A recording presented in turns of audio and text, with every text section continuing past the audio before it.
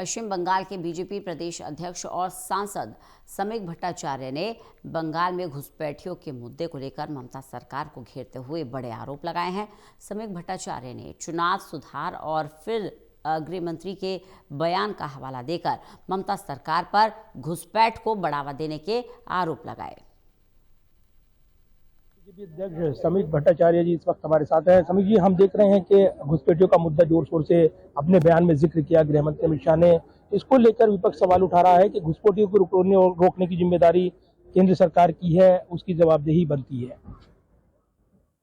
देखिए, बांग्लादेश का साथ पश्चिम बंगाल में सिर्फ 2200 किलोमीटर से ज्यादा एक पोरस बॉर्डर है। किसी भी एक इंस्टीट्यूशन से, किसी भी एक एजेंसी से, एक फोर्स से ये ह्यूमन ट्रैफिकिंग बंद होना संभव नहीं है।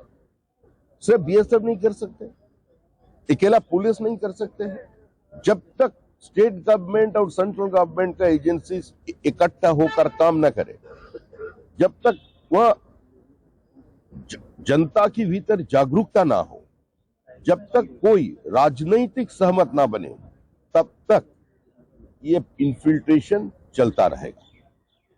कोई सेंट्रल गवर्नमेंट का बीएसएफ का इतना क्षमता नहीं है जो पूरा ह्यूमन ट्रैफिकिंग को बदल देगा। अरे जो सरकार law and order situation maintain करना जिसका काम है, वो खुलेआम पश्चिम बंगाल में रोहिंग्या को दावत दे रहे हैं, बांग्लादेशी मुस्लिम घुसपैठियों को अपना वोटर लिस्ट में शामिल करा रहे हैं। हिंदुस्तान के जिस कोने पे आप जाइए, जहां आपको बांग्लादेशी मिलेगा, उसका पास से आपका जो वोटर कार्ड मिलेगा या पैन कार्ड मिलेगा या आधार मिलेगा, कहां से मिला वो पश्चिम बंगाल से मिला। 72% of the total fake currency is coming from the West Bengal and from particular place like Kaliachak of Malda. ये तो रिजर्व बैंक का स्टेटमेंट है, उन्होंने स्टेटमेंट करके ये बोल दिया। तो ऐसी स्थिति है पश्चिम बंगाल का साथ। अगर दूसरा प्रदेश अगर आप तुलना करें तो संभव नहीं है। 12 प्रदेशों में एसआईआर चल रहे हैं और एक ही प्रदेश में सबसे ज्यादा हल्ला चल रहा है, वो है पश्चिम बंगाल। बीएलओ को काम करने नहीं दिया जा रहा है, लगातार एक कॉन्स्टिट्यूशनल अथॉरिटी के ऊपर हमला हो रहा है। तो ऐसा स्थिति बंद होना चाहिए और ये internal security of this country is being compromised for this reluctant attitude of the state government. तो इस सभी पूरा देश को इसका बारे में सोचना चाहिए। बंगाल में चुनाव ज्यादा दूर नहीं है और बिहार के बाद बंगाल पर निगाहें हैं। कहा जाता है कि इसीलिए एसआईआर को लेकर इतना घमासान बंगाल में देखने को मिल रहा है। देखिए, गंगोत्री से लेकर गंगा सागर तक डबल इंजन सरकार बनेगा, मोदी जी का सरकार बनेगा।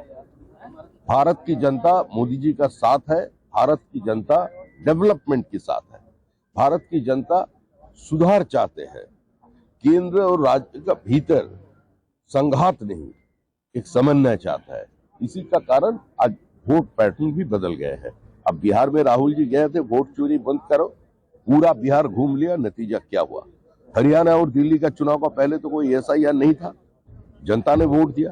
किसी पार्टी ने भी ये दावा नहीं किया वोट कोई चोरी हुआ। सब तो बोल रहे थे जीत रहे थे चुनाव, लेकिन अंत में क्या हो गया? उस समय बोल रहे थे ये गड़बड़ी हुआ कहाँ? आपका ईवीएम बॉक्स में। अभी बोल रहे हैं एसआईआर। तो ये लोग बोलते रहेंगे और नरेंद्र मोदी के नेतृत्व पर भारतीय जनता पार्टी अपने रास्ते से आगे चलेगी। धन्यवाद बात करने के लिए। और बंगाल बीजेपी अध्यक्ष समीक भट्टाचार्य और उन्होंने जोरदार हमला बोला है विपक्ष पर। Pradeep Kumar, total news Delhi.